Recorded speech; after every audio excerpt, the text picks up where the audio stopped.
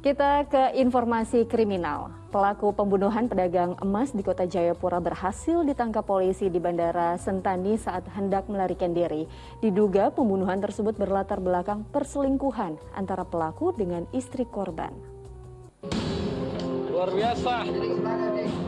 Mahdi Mehraban akhirnya ditangkap polisi di Bandara Sentani ketika berusaha melarikan diri. Pria asal Afghanistan ini diduga membunuh Nasruddin, pedagang emas di Jalan Hanurata 28 Juni 2021 lalu.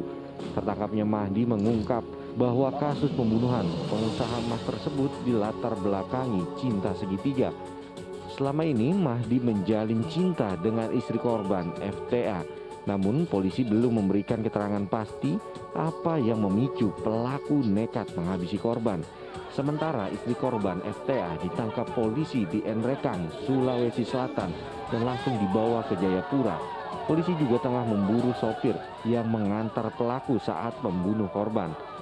Hubungan asmara antara pelaku dengan istri korban atau saudara C.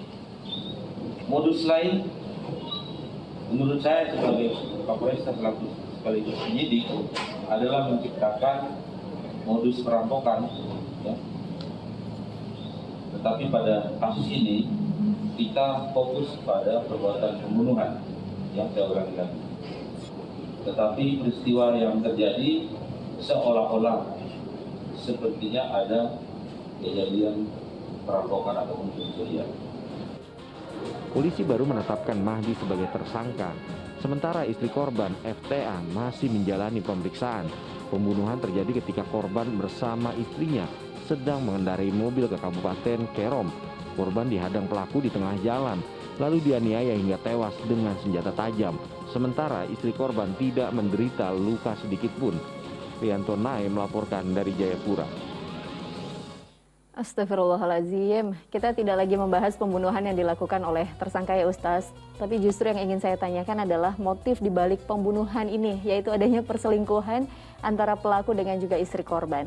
Nah Ustaz, bagaimana Islam melarang perselingkuhan di antara hubungan suami istri? Ya Mbak Pratiwi, sesungguhnya ketika terjadi akad nikah, yaitu prosesi awal untuk melangsungkan rumah tangga, maka disitulah ada perjanjian antara seorang suami atau dengan seorang istri. Perjanjian itu adalah perjanjian yang disebut oleh Allah mitsaqan ghalidha, perjanjian yang kuat, perjanjian yang erat. Kita menjalankan kehidupan adalah dalam rangka memastikan terjadinya keharmonian, sakinah, ketenangan, dan kita masing-masing juga menjalankan hak dan kewajiban dengan sebaik-baiknya. Ada beberapa motif atau faktor kenapa terjadi perselingkuhan.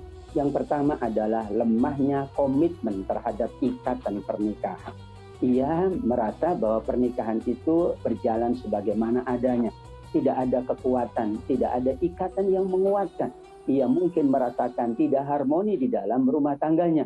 Mungkin pula ada hak dan kewajiban yang tidak didapatkan atau tidak ditunaikan. Maka terjadilah disharmonisasi. Umumnya disharmonisasi membawa kepada salah seorang dari pasangan itu melakukan perselingkuhan sebagai pelampiasan akan nafsunya. Yang kedua tentu kenapa terjadi perselingkuhan adalah karena kerap kali ada penggoda, ada pihak ketiga. Pihak ketiga ini memang merupakan orang yang selalu berusaha untuk terjadinya keretakan di dalam hubungan rumah tangga. Sampai Nabi SAW mengingatkan bahwa sungguh syaitan sudah putus asa untuk menjadikan manusia tidak beribadah. Tapi mereka tidak berputus asa untuk mencerai-beraikan antara suami dan istri, antara sahabat dengan sahabatnya. Karena itu adalah puncak dari godaan syaitan. Mungkin digoda tidak hanya melalui pihak ketiga, tapi semakin kuat dan kencang godaan syaitan, maka ia sudah masuk dalam jebakan syaitan, terjadilah perselingkuhan.